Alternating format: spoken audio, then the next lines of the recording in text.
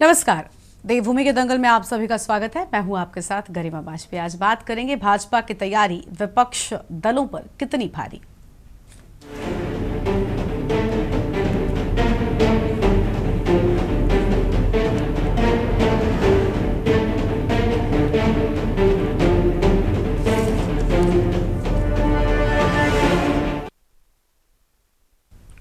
Uttarakhand BJP के संगठन पर्व के अंतर्गत प्रदेश मुख्यालय में कल प्रदेश अध्यक्ष व राष्ट्रीय परिषद सदस्यों के लिए निर्वाचन प्रक्रिया शुरू की गई। निर्वाचन प्रक्रिया में मुख्यमंत्री पुष्कर सिंह धामी, सांसद, पूर्व मुख्यमंत्री, विधायक समेत पदाधिकारी मौजूद रहे, जिस पर मुख्यमंत्री पुष्कर सिंह धामी ने कहा, भाजपा विश्व की सबसे बड़ी पार्टी है और यहाँ निर्वाचन में लोकतांत्रिक प्रक्रिया अपनाई जाती है, इसलिए निर्वाचन किया जा रहा है। साथ ही उन्होंने कहा कि पूर्व में भी प्रदेश अध्यक्ष रहे महेंद्र भट्ट लंबे समय से संगठन की कमान संभाले हुए हैं, इसलिए उनके नामांकन की प्रक्रिया में भाग लिया गया। 30 जून को उत्तराखंड बीजेपी अध्यक्ष के लिए निवर्तमान अध्यक्ष महेंद्र भट्ट ने मुख्यमंत्री धामी के साथ पहुंचकर अपना नामांकन किया था। विरोध में कोई और नामांकन नहीं होने की वजह से महेंद्र भट्ट लगातार दूसरी बार उत्तराखंड बीजेपी अध्यक्ष चुने गए। महेंद्र भट्ट उत्तराखंड बीजेपी के 2 बार अध्यक्ष चुने जाने वाले बीजेपी के पहले नेता बन गए हैं, जिसको लेकर बीजेपी पर विपक्ष ने तीखे सवाल खड़े कर दिए हैं। लेकिन भाजपा महेंद्र भट्ट को भविष्य में उनके नेतृत्व में लड़े सभी चुनावों में मिली जीत के तौर पर अग्रिम पंचायत चुनाव के साथ ही 2027 के चुनाव की दौड़ में मजबूत मान रही है और साथ ही कांग्रेस के प्रदेश अध्यक्ष के कार्यकाल पर सवाल भी उठा रही है। आज इसी मुद्दे पर हम करेंगे विस्तार से चर्चा। खास मेहमानों का पैनल हमारे साथ में जुड़ेगा, लेकिन उससे पहले एक नजर डालिए आज के हमारे स्पेशल रिपोर्ट पर। उत्तराखंड में बीजेपी के प्रदेश अध्यक्ष के पद के चुनाव में एकमात्र नामांकन होने से ही यह तय हो गया था कि महेंद्र भट्ट को रिपीट किया जा रहा है। महेंद्र भट्ट की दोबारा ताजपोशी से मुख्यमंत्री और प्रदेश अध्यक्ष दोनों का क्षेत्रीय व जातीय संतुलन बरकरार रखा गया है। इसे भाजपा हाईकमान की ओर से मिशन 2027 के लिए की गई किलेबंदी के रूप में देखा जा रहा है। संदेश साफ है कि मुख्यमंत्री धामी लगातार मजबूत होते जा रहे हैं और बीजेपी हर लिहाज से उनकी पसंद व सहूलियत का पूरा ख्याल रख रही है। महेंद्र भट्ट दोबारा प्रदेश अध्यक्ष की कुर्सी संभालते ही एक नया रिकॉर्ड बनाने जा रहे हैं। उत्तराखंड में लगातार 2 बार प्रदेश अध्यक्ष की कुर्सी संभालने वाले वो पहले नेता होंगे। 30 जुलाई 2022 को पहली बार महेंद्र भट्ट ने प्रदेश बीजेपी की कमान संभाली थी और आज महेंद्र भट्ट की विधिवत ताजपोशी की घोषणा हो गई। उनके नामांकन के दौरान मुख्यमंत्री पुष्कर सिंह धामी समेत भाजपा के तमाम बड़े नेता मौजूद रहे। महेंद्र भट्ट वर्तमान में प्रदेश अध्यक्ष होने के साथ ही राज्यसभा सांसद भी हैं। वे गढ़वाल से प्रभावशाली ब्राह्मण चेहरा हैं। मुख्यमंत्री पुष्कर सिंह धामी के साथ बेहतर तालमेल भट्ट के लिए फायदेमंद साबित हुआ। दोनों के नेतृत्व में सरकार और संगठन ने सटीक सामंजस्य बैठाकर साथ साथ कदम ताल किया, जो बीजेपी हाईकमान को खूब पसंद आया। दरअसल महेंद्र भट्ट अपनी बेबाकी के लिए भी जाने जाते हैं। अपने बयानों से वह कई बार सुर्खियां बटोर चुके हैं। हार्डकोर हिंदुत्व के वह समर्थक माने जाते हैं। मात्र 54 साल के महेंद्र भट्ट ने ग्रास रूट लेवल से अपना राजनीतिक सफर 1991 में शुरू किया था। राम जन्मभूमि और उत्तराखंड राज्य आंदोलन के दौरान उन्हें 2 बार जेल भी जाना पड़ा था। एबीवीपी में प्रदेश सह मंत्री, जिला संयोजक, जिला संगठन मंत्री, विभाग संगठन मंत्री का दायित्व उन्होंने बखूबी निभाया। वह भाजपा युवा मोर्चा के प्रदेश सह मंत्री और उत्तरांचल युवा मोर्चा में प्रदेश महामंत्री व प्रथम प्रदेश अध्यक्ष भी रहे। 2002 में उन्होंने नंदप्रयाग विधानसभा सीट से चुनाव जीता। इसके बाद 2017 में उन्होंने फिर बद्रीनाथ विधानसभा सीट से जीत हासिल की, लेकिन 2022 में उन्हें फिर हार का सामना करना पड़ा। विधायक का चुनाव हारने के बावजूद भाजपा हाईकमान ने 30 जुलाई 2022 को उन्हें प्रदेश अध्यक्ष बनाया और 2 अप्रैल 2024 को उत्तराखंड से राज्यसभा सांसद भी बनाया। अब वह लगातार दूसरी बार प्रदेश अध्यक्ष बनकर कीर्तिमान बना रहे हैं। इस पद के लिए मुख्यमंत्री धामी की भी पहली पसंद बताए जा रहे हैं। जो कल नामांकन प्राप्त हुए प्रदेश अध्यक्ष के लिए, उसमें और साथ में राष्ट्रीय परिषद के सदस्यों के लिए, उसमें केवल एक ही नामांकन जो अभी वर्तमान में भी अध्यक्ष हैं आदरणीय महेंद्र भट्ट जी के लिए प्राप्त हुआ है। मैं उनका नाम आज इस मंच से प्रदेश के अध्यक्ष के नाते घोषित करता हूं। उनको बहुत बहुत बधाई देता हूं, बहुत बहुत शुभकामनाएं देता हूं। और कितनी सुंदर बात है कि प्रदेश के मुख्यमंत्री उनका मुंह मीठा करा रहे हैं, उनका स्वागत कर रहे हैं। आज विश्व की सबसे बड़ी पार्टी है आदरणीय नरेंद्र मोदी जी के नेतृत्व में आज पार्टी का और देश का जिस प्रकार से विस्तार हुआ है वो अपने आप में ऐतिहासिक है। हमारी पार्टी लोकतंत्र के आधार पर चलने वाली पार्टी है और इसमें हमारे यहाँ पर संगठन का पर्व होता है और संगठन के पर्वों में हमारे यहाँ बूथ समितियों से लेकर मंडल के अध्यक्ष, जिले के अध्यक्ष, उसके बाद प्रदेश का चुनाव होता है। आज प्रदेश के चुनाव की तारीख नियत की गई थी। आज नामांकन की प्रक्रिया का दिन था। नामांकन की वहीं मुख्य विपक्षी पार्टी कांग्रेस ने हमला बोलते हुए कहा कि बीजेपी प्रदेश मुख्यालय में नामांकन प्रक्रिया के दौरान सिर्फ महेंद्र भट्ट द्वारा नामांकन करने व मुख्यमंत्री पुष्कर सिंह धामी की उपस्थिति ने स्पष्ट संकेत दे दिया है कि भाजपा में आंतरिक लोकतंत्र अब केवल दिखावा बनकर रह गया है। कांग्रेस प्रवक्ता गरिमा मेहरा दसोनी ने तीखी प्रतिक्रिया करते हुए कहा कि यह स्थिति अघोषित आपातकाल जैसी है, जहां अन्य दावेदार नेताओं को बिलों में छिपा रहने का अप्रत्यक्ष आदेश दे दिया गया है। उन्होंने कहा कि क्या महेंद्र भट्ट के सिवा भाजपा में कोई योग्य और अनुभवी नेता है ही नहीं। हल्द्वानी के महापौर गजराज बिष्ट, विधायक खजान दास, महामंत्री आदित्य कोठारी, उपाध्यक्ष ज्योति गरोला आदि के नामों की चर्चा थी, लेकिन मुख्यमंत्री की उपस्थिति के बाद सब कुछ औपचारिकता मात्र रह गया। दसोनी ने कटाक्ष करते हुए कहा कि भाजपा ने खुद एक पद एक व्यक्ति का सिद्धांत दिया था, लेकिन अब उसी को खुलेआम तोड़ा जा रहा है। इससे पूर्व भी 2012 से 2017 के बीच अजय भट्ट नेता प्रतिपक्ष और प्रदेश अध्यक्ष की दोहरी भूमिका निभा चुके हैं। क्या भाजपा में प्रतिभा और योग्य नेताओं की कमी को उजागर नहीं करता है? महेंद्र भट्ट के कार्यकाल को विफल और विवादित करार देते हुए गरिमा दसोनी ने कहा कि उनके कार्यकाल में संगठन पूरी तरह दिशाहीन रहा। कार्यकर्ताओं में अनुशासनहीनता चरम पर रही, चाहे मंडल अध्यक्षों का नाबालिगों के साथ दुष्कर्म मामला हो, मंत्री रहते हुए प्रेमचंद्र अग्रवाल का पहाड़ वासियों को गाली देने का प्रकरण हो, भर्ती घोटाले हो, प्रणव सिंह की बदजुबानी और हथियारबाजी हो, हरिद्वार की महिला मोर्चा की पूर्व अध्यक्ष की काली करतूतें हो, प्रदेश अध्यक्ष के तौर पर महेंद्र भट्ट पूर्ण रूप से कार्यकर्ताओं और नेताओं पर नकेल कसने में असफल साबित हुए हैं और वे केवल मुख्यमंत्री के नाम का ढोल पीटने तक सीमित रहे। ऐसे व्यक्ति को दोबारा अध्यक्ष बनाया जाना ये दर्शाता है कि बीजेपी में काबिलियत नहीं बल्कि चाटुकारिता और कट्टरपंथी बयानबाजी ही पद दिलाने का पैमाना बन चुकी है। कांग्रेस पार्टी से लोकतांत्रिक मूल्यों के खिलाफ मानती है और प्रदेश की जनता को इस राजनीतिक नौटंकी से आगाह करती है। देखिए, भाजपा का दीन ईमान सब कुछ बिक गया ऐसा लगता है, क्योंकि इन्होंने कहा था कि हमारे वहां एक व्यक्ति एक पद की नीति पर हम चलेंगे। हमने 2012 से 17 के बीच में देखा कि अजय भट्ट जी नेता प्रतिपक्ष भी थे और अध्यक्ष भी थे। अब हम देख रहे हैं कि होनहार काबिल लोगों का इतना टोटा हो गया है अपने को देश की सबसे बड़ी पार्टी कहने वाली भाजपा में कि महेंद्र भट्ट को एक बार पुनः रिपीट करने जा रही है भाजपा, ऐसी खबर आ रही है। ऐसे में महेंद्र भट्ट अकेले वो व्यक्ति हैं जो मुख्यमंत्री की नीतियों की और मुख्यमंत्री की पीठ ठोकने का काम करते हैं, लगातार ढोल पीटते हैं पूरे प्रदेश में, चाहे मुख्यमंत्री की वो नीति कितना ही फुसबम साबित हो। तो कांग्रेस के लिए तो बहुत अच्छा है महेंद्र भट्ट बने रहे, क्योंकि महेंद्र भट्ट के शासनकाल में या कार्यकाल में जितना अनुशासनहीनता भाजपा के अंदर हुई, चाहे वो बदजुबानी की बात, चाहे हमने नेताओं को लड़ते हुए देखा, चाहे हमने भर्ती घोटाले देखे, चाहे हमने छोटी छोटी नाबालिग बच्चियों के बलात्कार में मंडल अध्यक्षों को संलिप्त देखा, चाहे हमने महिला मोर्चा की पूर्व जिला अध्यक्ष को अपनी बेटी को हवस के पुजारियों को परोसते हुए देखा, तो महेंद्र भट्ट ने सिर्फ और सिर्फ नफरत को आगे बढ़ाया है, इस प्रदेश में समाज को बांटा है, सांप्रदायिक बयान दिए हैं और शायद भाजपा इसी का इनाम देती है। पहले तो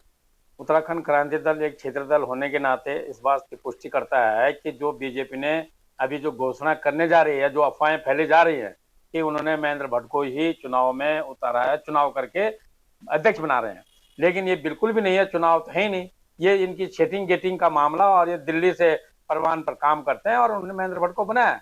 लेकिन दूसरी तरफ हमें तो ये बड़ा अफसोस है कि बीजेपी ने साबित कर दिया कि उत्तराखंड की जनता कुछ भी बोले रहे, हमने अपनी मर्जी की करनी है। उत्तराखंड की जनता महेंद्र भट्ट का सख्त विरोध करती है, उन्होंने उनको मायावादी बोला है, उग्रवादी बोला है और उनको कई चीजों से उन्हें अपमानित किया है। वहीं दूसरी तरफ ये महेंद्र भट्ट के टेन्योर में जो उत्तराखंड में जो अत्याचार, महिलाओं पर जो व्यभिचार का ग्राफ बढ़ा है वो 9 हिमालय राज्यों में सबसे ऊपर है। इससे स्पष्ट होता है कि बीजेपी को जनता की बात से कोई लेना देना नहीं। चुनाव हम सबके सामने है ही, और भारतीय जनता पार्टी को कभी भी उसमें मुश्किल इसलिए नहीं होती है क्योंकि हर वक्त हम लोग जनता से जुड़े रहते हैं, हर वक्त हम उन लोगों के साथ रहते हैं, गांव में रहते हैं, सामाजिक कार्यों में सबके साथ सम्मिलित रहते हैं। तो इसलिए पंचायत चुनाव की तैयारियां भी पूरी तरह से सरकार भी कर चुकी है और संगठन भी अपनी तरफ से पूरी तैयारियां पंचायत चुनाव की कर चुका है।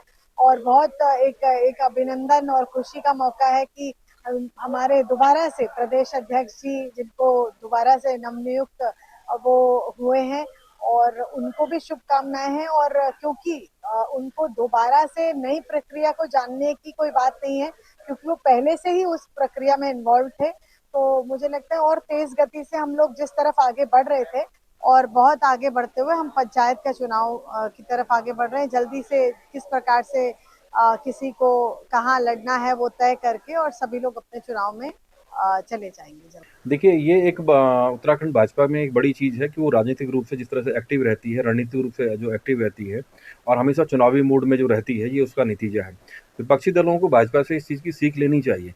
आने वाले समय में प्रदेश में पंचायत चुनाव हैं और ऐसे में दोनों अध्यक्षों का चुनाव एक ही समय में हुआ था। भाजपा ने अपने नए अध्यक्ष का चुनाव कर लिया है, प्रदेश अध्यक्ष का, लेकिन कांग्रेस में अभी इस तरह दूर-दूर तक इसकी कोई संभावना नहीं दिखाई दे रही है। और अब पंचायत चुनाव होने हैं, ग्राउंड स्तर के जो चुनाव जिनको कहा जाता है, ऐसे में दोनों दलों की हकीकतों का धरातल पर पता भी चल जाएगा कि कौन ग्राउंड पे कितना मजबूत है। और यही चीज़ें आने वाले चुनाव में एक लिटमस टेस्ट का काम करेंगी। आपको बता दें कि उत्तराखंड बीजेपी के निवर्तमान अध्यक्ष महेंद्र भट्ट राज्यसभा सांसद भी हैं। गढ़वाल क्षेत्र से आने वाले ब्राह्मण नेता महेंद्र भट्ट ने 30 जुलाई 2022 को पहली बार प्रदेश अध्यक्ष का पद संभाला था। महेंद्र भट्ट को उत्तराखंड बीजेपी का मुखर चेहरा माना जाता है। उन्हें अनुभवी नेता माना जाता है। सरकार और संगठन में तालमेल बनाकर चलने की उनकी दक्षता को दोबारा प्रदेश अध्यक्ष बनाए जाने के पीछे बड़ा कारण माना जा रहा है। हाल के दिनों में कई अहम मौकों पर मुख्यमंत्री पुष्कर सिंह धामी को महेंद्र भट्ट का पूरा समर्थन मिला। महेंद्र भट्ट न सिर्फ सरकार के निर्णयों के पक्ष में खुलकर सामने आए, बल्कि प्रदेश अध्यक्ष बनने के बाद से अधिकतर चुनाव में पार्टी को जीत भी दिलाई, जिससे अब भाजपा 2027 के चुनाव में भट्ट का दोबारा आना अहम मान रही है। भाजपा ने तो आगामी चुनाव को लेकर अपनी रणनीति तय कर ली है। क्या अब विपक्षी दल भी भविष्य को देखते हुए कोई जीत का कोई ठोस प्लान तय कर पाएंगे? Uttarakhand desk report.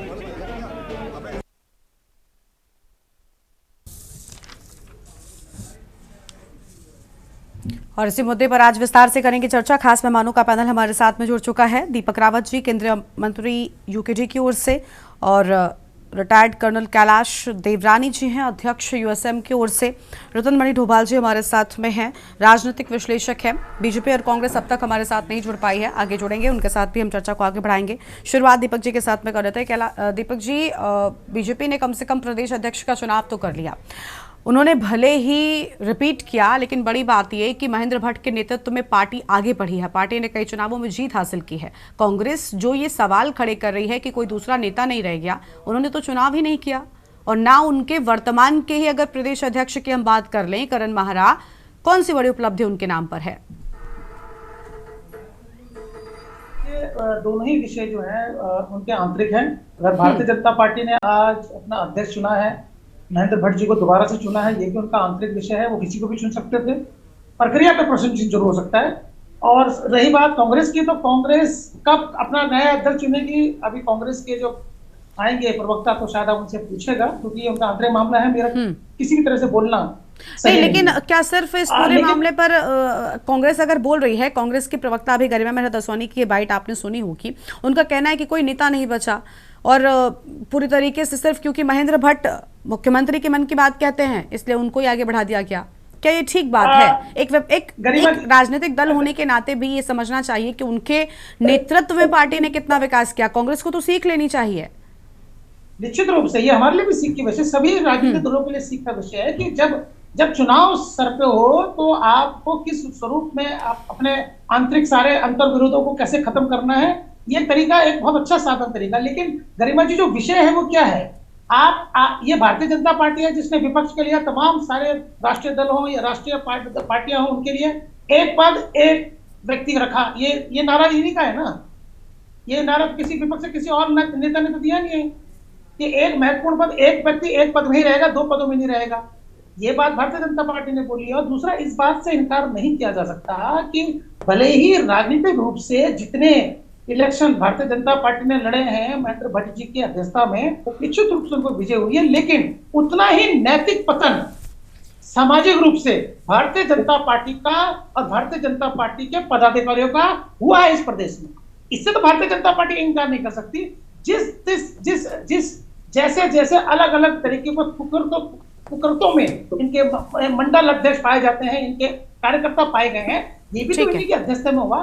तो ये प्रश्न उठाना लाजमी है कि अगर इनके अध्यक्षता में राजनीतिक लड़ाई जीती गई है, लेकिन सामाजिक लड़ाई जो लड़नी चाहिए थी, समाज में जो एक इज्जत रिस्पेक्ट जो मिलनी चाहिए थी, वो कहीं ना कहीं पर गिरी है, उसका पतन हुआ है। इस बात से इनकार नहीं किया जा सकता।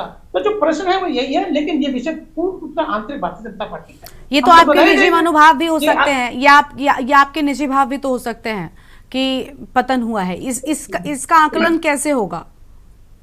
गरिमा जी, देखिए गरिमा जी, परसेप्शन की राजनीति होती है। राजनीति परसेप्शन की होती है कि लोग आपके बारे में क्या सोच रहे हैं, और इसका जो रिजल्ट निकलता है वो जनता मतों के रूप में देती है। निश्चित रूप से ऐसा कैसे संभव है कि पिछले 3 वर्ष के सारे कार्यकाल में विपक्ष का कोई भी नेता इस कुकर्तों में नहीं पाया जा रहा, भारतीय जनता पार्टी के पाए जा रहे हैं। तो अगर वो संगठनात्मक रूप से कहीं ना कहीं पर इसका मतलब ये हुआ कि वो लगाम लगाने में असमर्थ रहे ना जनता और अपने कार्यकर्ताओं पे। या आप राजनीतिक रूप लड़ाई तो जीत रहे हैं, आप चुनाव पे चुनाव जीत रहे हैं, इससे इनकार नहीं किया जा सकता, लेकिन आपका नैतिक पतन हो चुका है आंतरिक रूप से, सामाजिक रूप से। ठीक है, आप बीजेपी के प्रवक्ता जुड़ चुके हैं, उनसे जवाब लेते हैं। कुंवर जपेंद्र सिंह जी, प्रदेश प्रवक्ता बीजेपी, बहुत स्वागत आपका सर। थोड़ी देरी से आप जुड़े, हम चाहते थे आपके साथ ही शुरुआत करें। अभी हमने एक रिपोर्ट दिखाई, कांग्रेस पार्टी का ये कहना है कि कोई बड़ा नेता बचा नहीं था क्या बीजेपी में, कि दोबारा से महेंद्र भट्ट को ही बना दिया गया। लोकतांत्रिक प्रक्रिया पर भी सवाल उठा दिए गए। ठीक है, महेंद्र भट्ट के नेतृत्व में पार्टी आगे बढ़ी, लेकिन अन्य लोगों को भी मौके मिलने चाहिए थे। क्या मुख्यमंत्री वाली राह पर ही महेंद्र भट्ट आगे बढ़ रहे हैं? क्योंकि जिस तरीके से मुख्यमंत्री भी पुष्कर सिंह धामी का नाम रिपीट होकर आया था, महेंद्र भट्ट भी वैसे ही सामने आया है। कांग्रेस विरोध कर रही, और अभी दीपक जी को आपने सुन ही लिया होगा, वो कह रहे हैं कि भले ही आप अलग अलग चुनाव जीत रहे हो, लेकिन नैतिक पतन की ओर जा रही है भाजपा। ये दीपक जी के निजी विचार हो सकते हैं, और किसी भी विपक्षी के निजी विचार भारतीय जनता पार्टी और भारतीय जनता पार्टी के नेताओं के लिए बहुत अच्छे हो जाएं, ऐसा तो इस भूगोल पर संभव ही नहीं है। तो हम इनके निजी विचारों का पूर्ण रूप से स्वागत करते हैं कि आप अपने निजी विचारों को इसी तरह से इसी स्तर पे आप रखें, तो इसका निश्चित तौर पर प्रदेश की जनता जवाब देती है समय समय पर। और इससे आप लोगों को सीख लेनी चाहिए कि भारतीय जनता पार्टी एक कैडर आधारित पार्टी है। कैडर के साथ साथ राष्ट्रपिता का पुट लिए हुए, धर्म का पुट लिए हुए, कहते हैं ना कि एक धर्म की ध्वज होता है और एक राजनीति का होता है।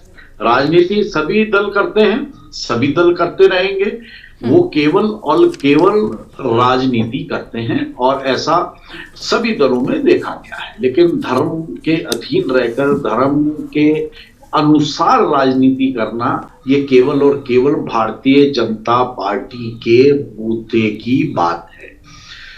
पूरे प्रदेश के अंदर सभी कार्यकर्ताओं में एक नॉमिनेशन के प्रक्रिया शुरू हुई, नॉमिनेशन के लिए कहा गया, सारे आए, लेकिन जिस तरह से एक सबकी एक मत होने शुरू हुए कार्यकर्ता, एक राय बननी शुरू हुई, तो सभी का झुकाव था भाई महेंद्र भट्ट जी को दोबारा प्रदेशाध्यक्ष चुना जाए, क्योंकि पिछली बार वो चुने नहीं गए थे। पिछली बार उन्हें बनाया गया था, लेकिन जो हमारे संगठन के चुनाव होते हैं, संगठन पर्व चल रहा है, तो उसी संगठन पर्व के तहत हमारी भारतीय जनता पार्टी के संविधान के अनुसार हमारे राष्ट्रीय परिषद के माननीय सदस्य भी चुने जाने थे, प्रदेशाध्यक्ष के लिए भी नामांकन के लिए कहा गया, तो उसमें एक प्रक्रिया होती है। तो जो एलिजिबल थे सभी आ सकते थे, लेकिन आपसी सहमति से केवल और केवल एक सिंगल नामांकन आया, और वो सिंगल नामांकन के बाद लगभग कल ये तय हो गया था कि सहमति एक नाम के ऊपर बनती हुई दिख रही है।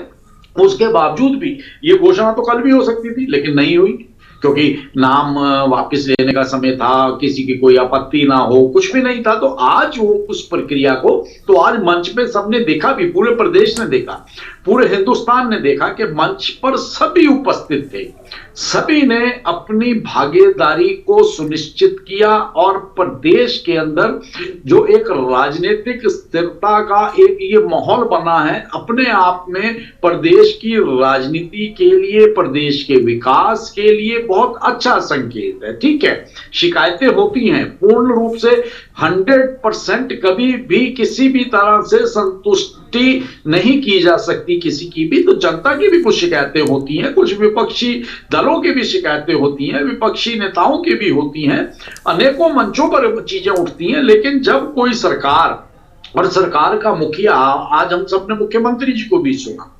उन्होंने भी बड़े विस्तार में बताया, और विस्तार में बताने के बाद से जो एक भ्रष्टाचार को लेकर उत्तराखंड के अंदर इतने वर्षों से एक जो दंश झेल रहा था प्रदेश, उसे भी बाहर निकालने का काम किया। 200 से अधिक लोग, चाहे वो किसी भी बड़े से बड़े पद पर बैठे हुए थे, चाहे वो राजनीतिक क्षेत्र से थे, सामाजिक क्षेत्र से थे, चाहे वो शासन प्रशासन से जुड़े हुए थे, अगर भ्रष्टाचार की बात आई तो कड़ी कार्रवाइयां हुई। पहले कार्रवाइयों की सिर्फ बात होती थी, लेकिन इस बार इतनी बड़ी संख्या में तो लोग जेल भेज दिए गए, उनके ऊपर साबित हो गया, ट्रायल स्टार्ट हो गए। तो ये एक परिवर्तन है। ठीक है, राजनीति के तौर पर हम भी जब विपक्ष में थे तो निश्चित तौर पर बहुत बातें करते थे, हम नई चीजों से सहमत होते थे। लेकिन आज अगर भारतीय जनता पार्टी की सरकार है और भारतीय जनता पार्टी के विपक्षी साथी जो हैं, ठीक है, वो राजनीति के अपने पुट को देखते हुए अपनी राजनीतिक जमीन को सींचने के लिए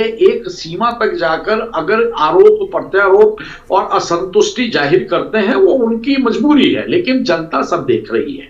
जनता को अगर जब किसी नेतृत्व पे भरोसा होता है, किसी पार्टी पे भरोसा होता है, किसी विचारधारा पे भरोसा होता है, तो जनता उसे समय देती है। और उसी का नतीजा ये निकल कर आया कि सभी चीजों को दरकिनार करते हुए भारतीय जनता पार्टी की सरकार दोबारा से रिपीट हुई उत्तराखंड के अंदर। तो ये जनता का प्रेशर भी है, संगठन के ऊपर भी है, सरकार के ऊपर भी है कि अगर जनता ने हम पे इतना भारी भरोसा करा है और उस भरोसे पर खरा उतरने के लिए हमें भी तो निरंतर प्रयास करने हैं। तो उन निरंतर प्रयासों का और आपसी सहमति का, प्रदेश के अंदर राजनीतिक स्थिरता का, ठीक है, देखिए वो आपके अपने कारण हो सकते हैं, उसके लिए हम 1 मिनट और लेंगे, हम 1 मिनट और हम 1 मिनट और हम इस बार प्रदेश की 25वीं वर्षगांठ मनाने जाएंगे। कुछ महीनों के बाद 25वीं वर्षगांठ मनाएंगे। और इस पिछले वर्ष से ही जिस तरह से एक मूवमेंट स्टार्ट हुई थी कि 25वीं वर्षगांठ में उत्तराखंड पूर्ण रूप से विकसित होता उत्तराखंड के रूप में अपने आप को स्थापित करेगा, तो हमें ये लगता है कि प्रदेश के अंदर ये माहौल बन गया है, इस तरह के काम हुए हैं।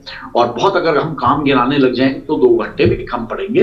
तो निश्चित तौर पर प्रदेश अपनी सही दिशा में आगे जा रहा है और हम सभी शिकायतों को, छोटी छोटी दिक्कतों को, आपत्तियों को भी हम शहर से स्वीकार करते हैं और उम्मीद करेंगे कि हम उन सब चीजों को भी पूर्ण रूप से उनका समाधान लेके विपक्ष को संतुष्ट करने की दृष्टि से भी कामयाब।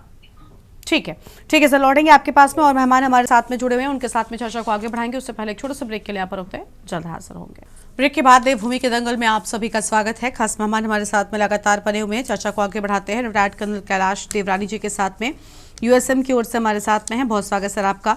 कैलाश जी, क्या कहना चाहेंगे, क्या भाजपा वाकई नैतिक पतन की ओर जा रही है? क्योंकि फिलहाल अगर आंकड़ों पर देखें, चुनावों पर देखें, नतीजों पर देखें तो सभी दलों से उत्तराखंड में लगातार आगे है। और फिर अगर महेंद्र भट्ट के नेतृत्व में पार्टी आगे बढ़ रही है तो अगर रिपीट किया गया, उनके अपने आंतरिक कारण हो सकते हैं, दिक्कत क्या है? गरिमा जी, जय हिंद। जैसे कि सर्वप्रथम मैं आदरणीय भट्ट जी को एडवांस बधाई देता हूं कि आप जो है चाहे जनतांत्रिक तरीके से नहीं, मनतांत्रिक तरीके से आपका चयन हुआ है, उसके लिए आपको बहुत बहुत बधाई। मेरा जो सवाल है, भारतीय जनता पार्टी डंके की चोट पे कहती है कि वो विश्व की सबसे बड़ी लोकतांत्रिक पार्टी है, लेकिन मेरे मन में एक प्रश्न उठता है कि ये कैसा लोकतंत्र है जब कोई आंतरिक चुनाव नहीं, पार्टी कार्यकर्ताओं से कोई विचार विमर्श नहीं, सिर्फ मुख्यमंत्री और हाईकमान के इशारे पर डिसीजन लिया जाता है ये चुनाव नहीं था, एक मनोनयन था, लोकतंत्र का दिखाव करके एक छला हुआ था। देखिए, भारतीय जनता पार्टी अब कार्यकर्ताओं की पार्टी नहीं रह गई है, अधिकारियों, ब्यूरोक्रेट्स और दरबारियों की पार्टी मैं इसको मानता हूं, क्योंकि जिस नेता को उसके क्षेत्र की जनता ने नकार दिया हो और इलेक्शन हार चुके थे अपने क्षेत्र, उस नेता को मुख्यमंत्री का चहेता होने के कारण 2 बार निर्विरोध जो है अध्यक्ष बना दिया जाता है। यह कार्यकर्ता और जनता दोनों का अपमान में मानता हूं। भारतीय जनता पार्टी में जनता वोट से नहीं, सिर्फ दिल्ली के हुक्म की तामील से सत्ता और संगठन चलाती है। मुख्यमंत्री का सबसे करीबी होने के नाते श्री भट्ट जी को ये वो तो मिल गया है, पद तो मिल गया है, लेकिन मैं और दूसरा उदाहरण ऐसे ही देना चाहता हूं कैबिनेट मंत्री श्री गणेश जोशी जी का, जिन पर भ्रष्टाचार के कई आरोप हैं, और लेकिन वो मुख्यमंत्री जी के चहेते तो 2-2 मंत्रालय लेकर वो बैठे हुए हैं, चाहे वो कृषि घोटाला हो, सैन्य धाम घोटाला हो, आय से अधिक संपत्ति की बात हो, लेकिन वो मुख्यमंत्री के चहेते हैं तो उन पे किसी प्रकार की कोई उंगली नहीं उठ रही है। इस देखिए, हमें किसी का अध्यक्ष बनना न बनना वो भारतीय जनता पार्टी का आंतरिक मामला है, लेकिन मैं ये प्रश्न तो मेरा फर्ज बनता उठाने का कि जो इनके खिलाफ बोलता है आप उसका मुंह बंद कर देते हैं। आरटीआई एक्टिविस्ट विकेश नेगी, जिन्होंने लाखों मतलब कई खुलासे भ्रष्टाचार के किए, चाहे चाय बागान जमीन घोटाला हो, वन भूमि अतिक्रमण हो, अवैध खनन का हो, इस तानाशाही सरकार ने उन्हें गुंडा एक्ट में तुरंत जिला बदर कर दिया। उत्तराखंड स्वाभिमान मोर्चा का युवा आंदोलनकारी नेता बॉबी पवार, जिसने भ्रष्टाचार के खिलाफ पीआईएल डाली थी, तो सरकार उसे गुंडा और वसूली गैंग का सरगना बताकर उसकी पीआईएल खारिज कर देती है। कई झूठे आरोपों में उस युवा आंदोलनकारी को सरकार ने फंसा, जो है कानूनी उसमें फंसा रखा है। अरे ये सरकार कहां गई? उत्तराखंड की बेटी अंकिता की आत्मा रो रो के चीख चीख कर पूछ रही है कि वो वीआईपी का नाम बताओ, जिसके जो इनका खास था, जिसके पीछे आज तक कई राज छुपे हुए हैं, लेकिन ये सरकार इसके कानों में जू नहीं रेंगती है। स्वयं एक इनका मेंबर्स ऑफ पार्लियामेंट, इनका एमएलए इस बात को साबित कर चुके हैं कि इस सरकार में भ्रष्टाचार, इस सरकार की जो भ्रष्टाचार में शामिल होने की बात इनके सारे मंत्री लोग इस चीज को बोल चुके हैं, लेकिन उत्तराखंड की धाकड़ धामी सरकार की क्या बात कहनी है। मैं तो बोलता हूँ ये भ्रष्ट निकम्मी सरकार जनतांत्रिक नहीं तंत्रतांत्रिक बन चुकी है। यहाँ नहीं जन की सुनी जाती है और न तंत्र की यहाँ पर सुनी जाती है। यहाँ मुख्यमंत्री और आला कमान, हाई कमान के आदेश पर ही इनका कानून बनता है। यह चापलूसों, दलालों और भ्रष्टाचारियों की गोद में। ठीक है, अभी जपेन जी से हम जवाब लेंगे। आपकी बात समझ आ गई। राजनीतिक विश्लेषक है, पहले उनको जोड़ लेते हैं, उसके बाद जपेन जी आपके पास में आएंगे। रतनमणि ढोभाल जी हमारे साथ में, बहुत स्वागत सर आपका। रतनमणि जी, दोबारा से रिपीट करने वाली राजनीति पर भाजपा क्या आगे बढ़ रही है? क्योंकि मुख्यमंत्री का पहले नाम सामने आना, चुनाव हारने के बावजूद फिर अन्य सीट से चुनाव लड़ाना और फिर मुख्यमंत्री बनना, सब देखा है उत्तराखंड ने, और अब प्रदेश अध्यक्ष के साथ भी वही चीज। क्या वजह है, आखिर इसके पीछे के कारण क्या हो सकते हैं?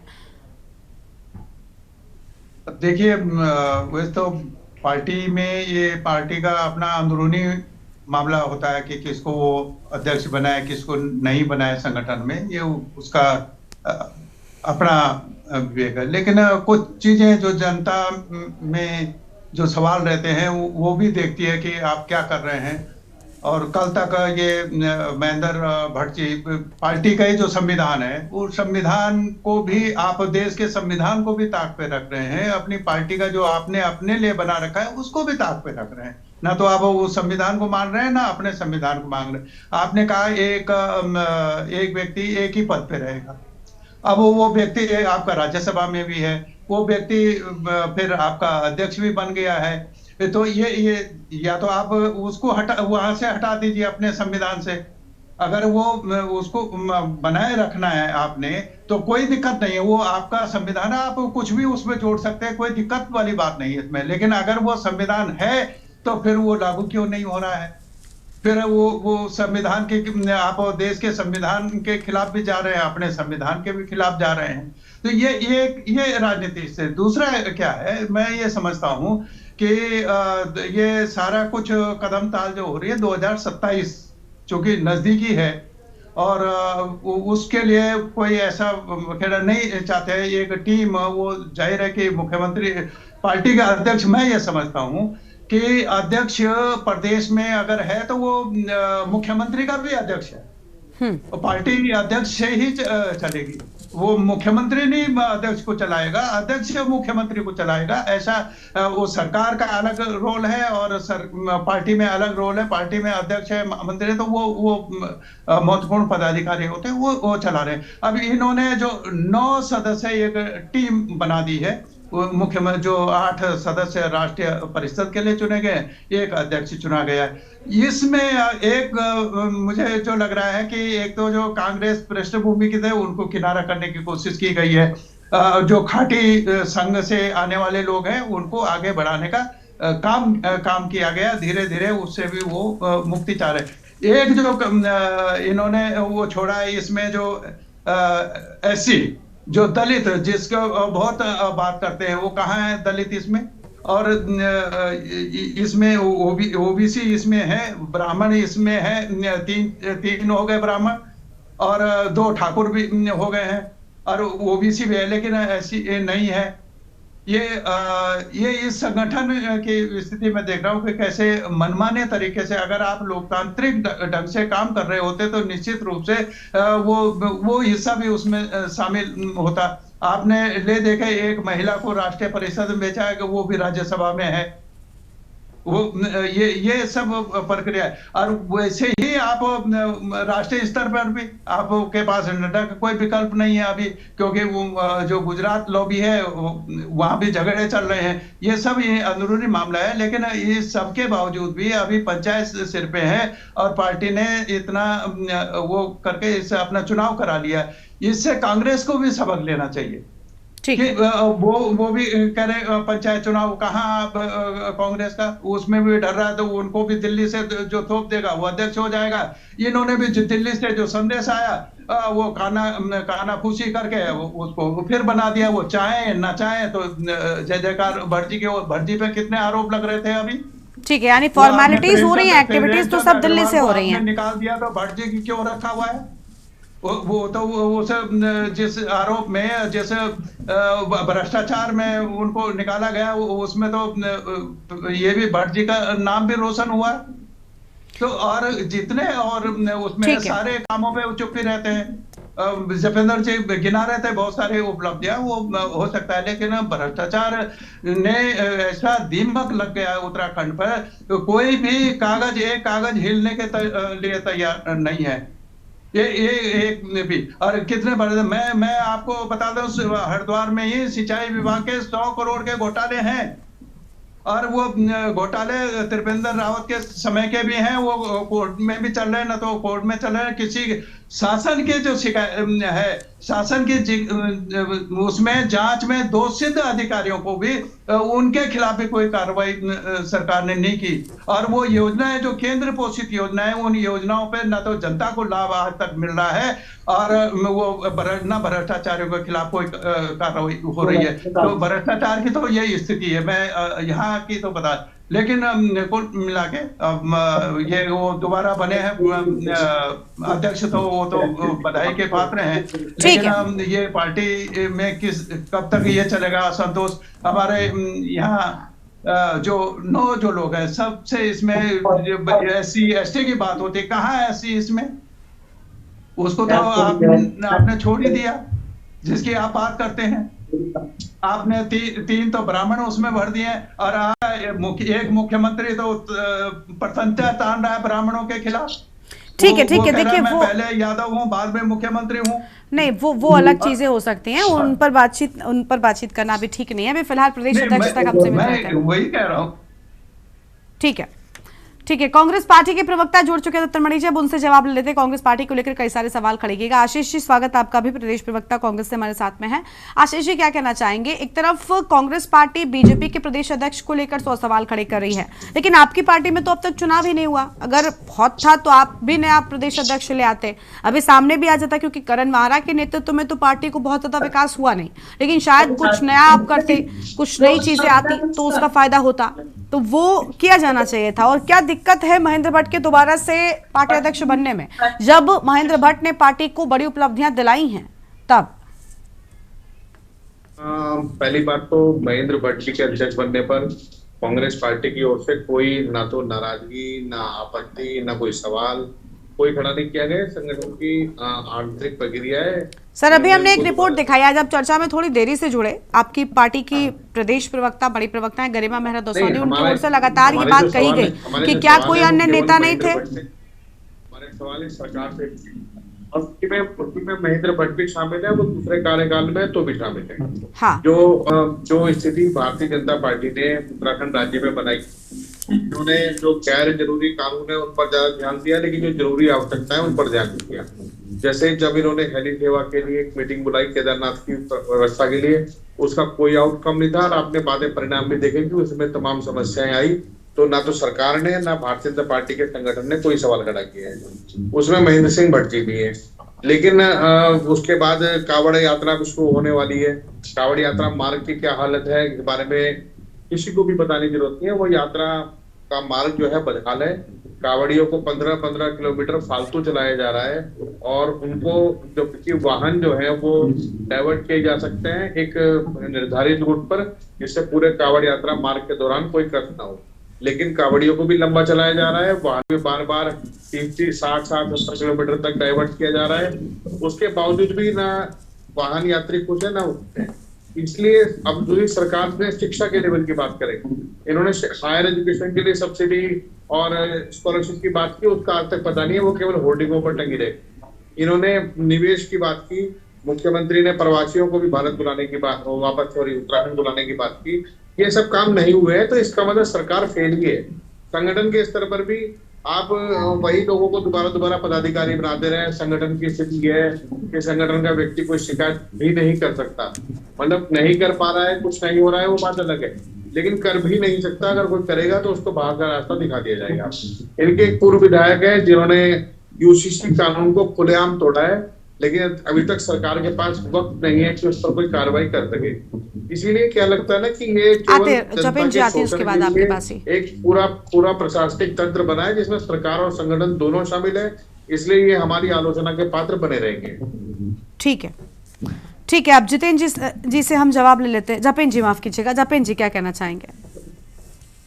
जिस यूसीसी कानून की बात कर रहे हैं हमारे साथी प्रवक्ता, भारतीय जनता पार्टी के उस पूर्व विधायक पार्टी से निष्कासित कर दिया गया, ये भी तो ये नहीं बताना चाहिए लोगों को।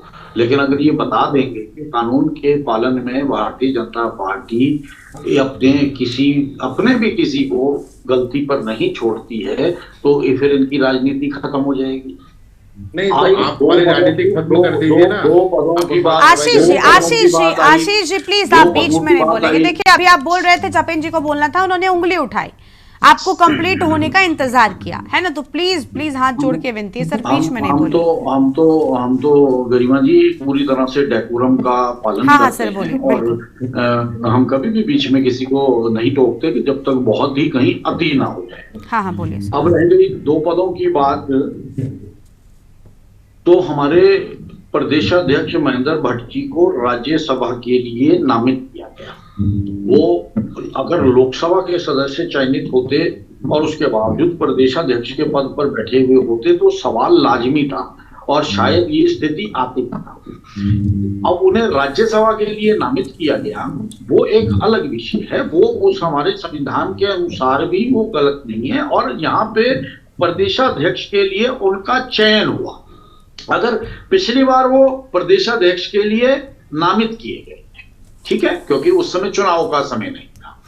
अब यहाँ पे उनका चयन हुआ और अगर यहाँ भी नामित होते और वहां से भी नामित होते तो सवाल लाजमी था। वो नामित हुए हैं, उसकी प्रक्रिया अलग है, वो एक चयन वाली प्रक्रिया से नहीं आए हैं, यहाँ चयन वाली प्रक्रिया से आए हैं। तो ये विषय तो हम यहाँ पे आपके आगे क्लियर करते हैं। अब जितना हमारे विपक्षी साथियों को महेंद्र भट्ट जी के प्रदेशाध्यक्ष बनने से पीड़ा है या आपत्तियां हैं, यही इस बात का द्योतक है कि भारतीय जनता पार्टी के कार्यकर्ताओं की मंशा के अनुरूप अध्यक्ष के रूप में उन्हें एक बार फिर चयन करके लाना, ये भारतीय जनता पार्टी की बहुत बड़ी जीत है। और भारतीय जनता पार्टी की जीत के साथ साथ ये आम उत्तराखंड वासी की भी जीत है।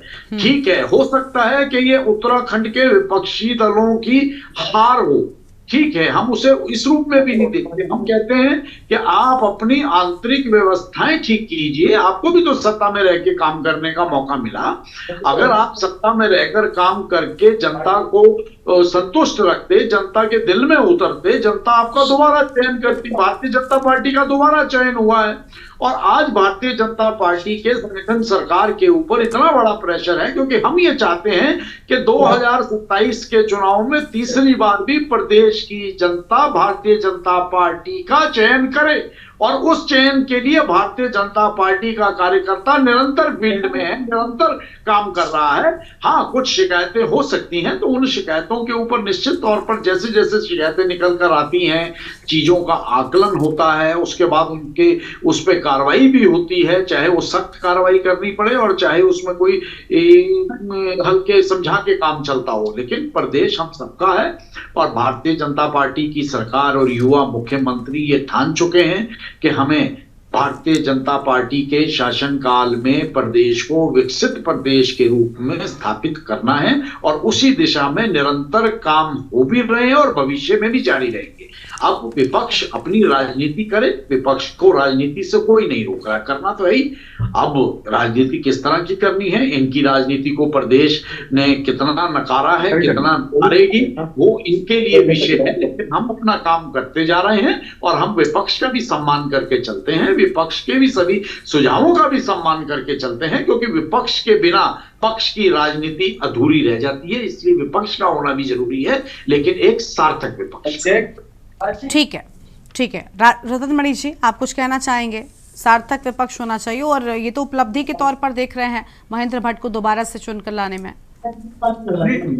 ये तो सही है, उनकी तो उपलब्धि है कि उन्होंने अपने अनुशासन में अपने कार्यकर्ताओं को इतने सख्त वो कर रखा है कि कोई चूक भी नहीं करता है। ये उनकी खूबी है, वो उसमें सफल है कि कोई नहीं कर रहा है।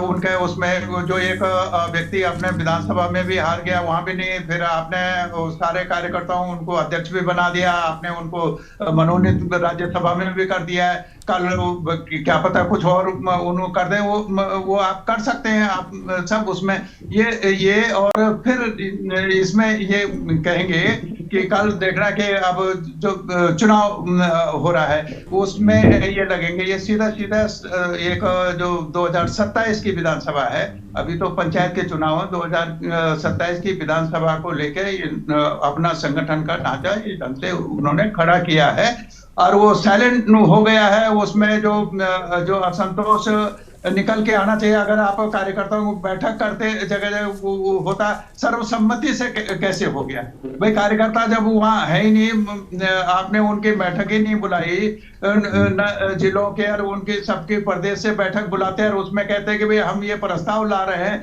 तब तो कार्यकर्ता कहता नहीं इनमें से हाथ खड़े कर लेते तो सर्वसम्मति से हो जाता। आपने चुनाव का ड्रामा भी कर दिया और चुनाव होने भी नहीं दिया। आपने कह दिया पहले हमने मनोनीत किया था, अब हमारे निर्वाचित हो गए हैं, अब सारे निर्वाचित हो गए। तो बधाई आपको, अगर आपको लग रहा है कि लोकतंत्र इसी तरह से चलाना है तो ठीक है। हम गोपाल जी की बात का जवाब देना चाहिए। हाँ, जतिन जी जल्दी से कुछ आपके, फिर उसके बाद दीपक जी का रुख करेंगे। गोपाल जी पहले तो आपकी शंका का निवारण करते हैं कि पिछले 3 दिन से ये चयन की प्रक्रिया पूरी तरह से चल रही थी। हमारे निर्वाचन अधिकारी खजानदार ऑफिशियल अनाउंसमेंट में भी एक दिन लिया गया, शहर चुनाव अधिकारी नामित किए गए, सभी को सूचना दी गई। आजकल सोशल मीडिया का युग है, फॉर्म दिए गए, आपकी भी जानकारी में। हमारा एक रतन मणि जी से एक सवाल है। रतन मणि, आप महेंद्र भट्ट जी के साथ कितनी बार बैठे हैं 5-7 मिनट के लिए? नहीं, 1-2 बार मैं मिला हूं उनसे जी। तो हमारा आपसे निवेदन है कि एक बार 10 मिनट आप अकेले में उनके साथ बैठ के चर्चा कीजिएगा और उस व्यक्ति के व्यक्तित्व का आकलन कीजिएगा, उसके बाद आप जितनी आलोचना करेंगे हम स्वीकार वो अच्छे आदमी है।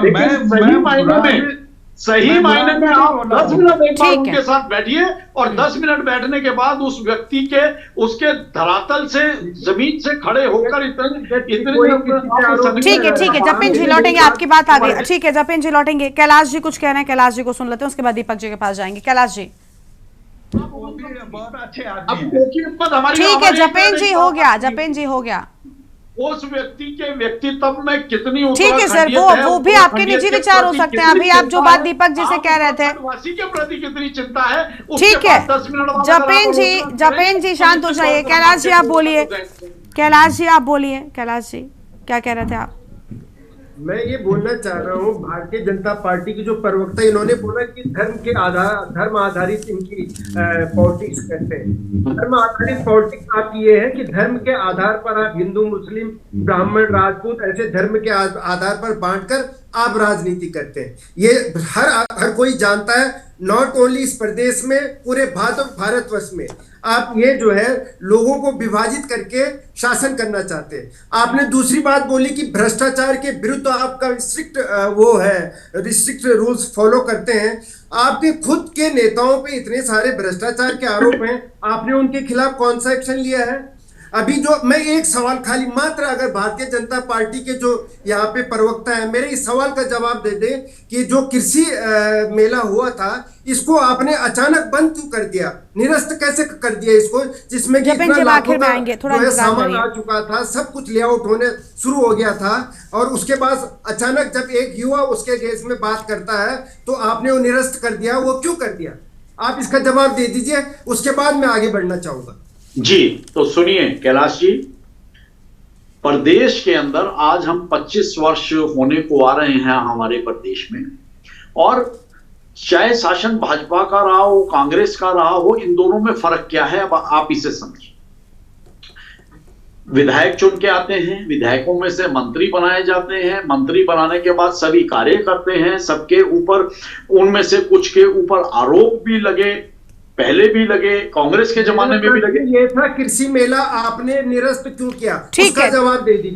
कैलाश जी हम पहली बात तो हम कृषि मेले की जानकारियों के लिए हम अधिकृत नहीं है, लेकिन कहीं पे भी अगर भारतीय जनता पार्टी के शासन में कहीं पे भी किसी स्तर पे भी अगर भ्रष्टाचार करता है कोई, तो उसकी जिम्मेवारी भी उसी की है, और निश्चित तौर पर ना ये संगठन से छुपा है, ना ये सरकार से छुपा है, ना ये केंद्र से छुपा है। और भ्रष्टाचार के खिलाफ केंद्र से लेकर राज्यों तक जिस तरह से काम चल रहा है, एक नैतिक कर्तव्य सबका होना चाहिए कि अगर हम सार्वजनिक पदों पर चुन के आते हैं, जनप्रतिनिधि हैं, मंत्री हैं, विधायक हैं, चेयरमैन हैं, तो हम अगर भ्रष्टाचार करते हैं तो किसके साथ कर रहे हैं? अपनी मातृभूमि के साथ कर रहे हैं, अपनी जनता के साथ कर रहे हैं, अपनी माटी के साथ कर रहे हैं। तो निश्चित तौर पर हम किसी चलिए ठीक है जपेन जी ने जवाब दे दिया है। हमारा आपसे निवेदन है, आप भी एक मिनट हमारी बात, हमारा वक्तव्य पूरा होने। ठीक है, जल्दी से कंप्लीट करिए। कोई भी व्यक्ति हो, एक्स वाई जेड, चाहे हम ही क्यों ना हो, अगर हम कहीं पद पर बैठे हैं और भ्रष्टाचार करते हैं तो निश्चित तौर पर जनता के बीच में हमारी छवि खराब होगी, अगली बार हम घर बैठा दिए जाएंगे। और अगर हम अच्छा काम करते हैं, हम अपनी माटी के प्रति ईमानदार हैं, अपने संगठन के प्रति ईमानदार हैं, अपने परिवार के प्रति ईमानदार हैं, अपनी सरकार के प्रति ईमानदार हैं, तो निश्चित तौर पर जनता हमें ठीक है सर, ठीक है आपकी बात समझ में आ गई। दीपक जी, अब दीपक जी बोलेंगे। जपेंद्र जी प्लीज अब दीपक जी को सुन लेते हैं, वो काफी देर से जुड़े हुए हैं। दीपक जी बोलिए। कृषि मेला कैंसिल हुआ। ठीक है कैलाश जी ठीक है, उसका जवाब उन्होंने नहीं दिया। उन्होंने कहा कि उसके जवाब देने के लिए वो अधिकृत नहीं है फिलहाल। ठीक है, दीपक जी को हम सुनते हैं। दीपक जी हाँ चलिए बोलिए दीपक जी। अगर हमारे जितेंद्र जी का महेंद्र भट्ट के प्रति आभार अगर खत्म हो गया हो तो मैं अपनी बात रखूं। जी बोलिए। निश्चित रूप से गरिमा जी, हम लोग थोड़ी सी नाइंसाफी कर रहे हैं भारतीय जनता पार्टी के साथ। यह बोलना चाहिए कि जब उनके जीते हुए मंत्रियों से, जीते हुए विधायकों से, जब उन्हें मंत्रिमंडल में जो खाली रिक्त पड़ी सीटें हैं उनको भरने के लिए उपयुक्त मंत्री नहीं मिल रहे हो, तो आज एक बात और साबित हो गई है कि तमाम जितने इनके कार्यकर्ता हैं उनमें से किसी के पास क्षमता नहीं है कि वो अध्यक्ष के पद को संभाल सके। यह हमें मानना पड़ेगा, भारतीय जनता पार्टी माने ना माने। और जपेंद्र जी से मैं कहना चाहूंगा, यहाँ पर कोई भी आप किसी को भी बनाए अध्यक्ष, इसका ये कोई विरोध नहीं कर रहा है। आप विशेष रूप से महेंद्र भट्ट जी का कोई विरोध है ही नहीं, मैं आपको बता दूं। हम तो रेपुटेशन पर विरोध है। जो राजनीतिक रूप से हम जवाब मांगना चाह रहे हैं वो है, देखिए अभी डोभाल जी की बात करी थी, डोभाल जी को आपने एक कहा कि आप उनके साथ 10 मिनट रहिए, तो 10 मिनट में अगर डोभाल जी ने एक सवाल पूछ लिया कि आपका प्रेम अग्रवाल जी से साझा कहाँ किन किन जमीनों में साझेदारी है, ये प्रश्न अगर डोभाल जी ने पूछ लिया तो क्या उनको जवाब मिल जाएगा? बिल्कुल मिलेगा, बिल्कुल मिलेगा। आज उन्हें श्वेत पत्र करिए ना कि जो जमीनें हरिद्वार के ऋषिकेश की जमीनों में जो पार्टनरशिप है उनके प्रेमचंद अग्रवाल जी के रिश्तेदारी में है, ये केवल आप लोगों का प्रपंच है। प्रपंच पे राजनीति नहीं चलती है, प्रपंच पे कोई परसेप्शन नहीं निर्धारित होता है, प्रपंच से राजनीति नहीं चलती है। आप लोगों की किसी पर खुलासा जो है 2027 ठीक है आशीष जी कुछ कहना है, जल्दी से उनको सुनते हैं प्लीज। क्लोजिंग टाइम में सब लोग एक साथ मत बोलिए। आशीष जी आप जल्दी से बोलिए। आशीष जी क्या बोलेंगे गरिमा जी? ये परपंच की राजनीति में भरोसा रखते हैं। नहीं देखिए उन्होंने नहीं जी उन्होंने साफ तौर पर कहा, जपेन जी आप सुनिए पहले, प्रयास करते रहे, ऐसे राजनीति नहीं चलती जपेन जी, लेकिन उन्होंने साफ तौर पर कि हम महेंद्र भट्ट का बिल्कुल भी विरोध नहीं कर रहे, हम रेपुटेशन पर, और फिर आप तो वो पार्टी हैं जो जातिवाद पर परिवारवाद पर सवाल उठाते रहते आए, तो फिर आखिर रेपुटेशन क्यों? आप नए चेहरों को, मुख्यमंत्रियों में तो आप नए नए चेहरे लेकर चले आते हैं अलग अलग प्रदेशों में, जो लोग नाम भी नहीं जानते होते उन्हें मुख्यमंत्री बना दिया जाता है, मतलब पर्ची के बाद ही पता चलता है कि शख्स कौन है, लोग जानते नहीं है। वो पार्टी अगर ऐसा करेगी तो सर जवाब के लिए तैयार रहिए, फिर उसमें कुछ नया नहीं है, आपके अपने तर्क हो सकते हैं लेकिन जवाब तो देना पड़ जाएगा। जल्दी से अगर कुछ कहना है तो जब शांत हो जाइए। जपेन जी प्लीज आशीष जी को सुन, आशीष जी से संपर्क टूट गया, ठीक है। बहुत शुक्रिया आप सभी मेहमानों का हमारे साथ चर्चा में आने के लिए, अपनी बात रखने के लिए। तो देखिए प्रदेश अध्यक्ष के चुनाव को लेकर लगातार सवाल उठ रहे हैं। एक तरफ जो राजनीतिक विश्लेषक है उनका कहना है कि सिर्फ फॉर्मेलिटीज की गई हैं, जबकि एक्टिविटीज के नाम पर कुछ नहीं हुआ, जो नाम सुझाया गया उसे ही आगे बढ़ा दिया गया। और महेंद्र भट्ट के रेपुटेशन को लेकर लगातार कांग्रेस ने भी कई सारे सवाल खड़े किए, हालांकि कांग्रेस में खुद अब तक पार्टी प्रदेश अध्यक्ष का चुनाव नहीं हो सका है। देवभूमि के दंगल में इतना ही। आप देखते रहिए के न्यूज़ इंडिया। नमस्कार।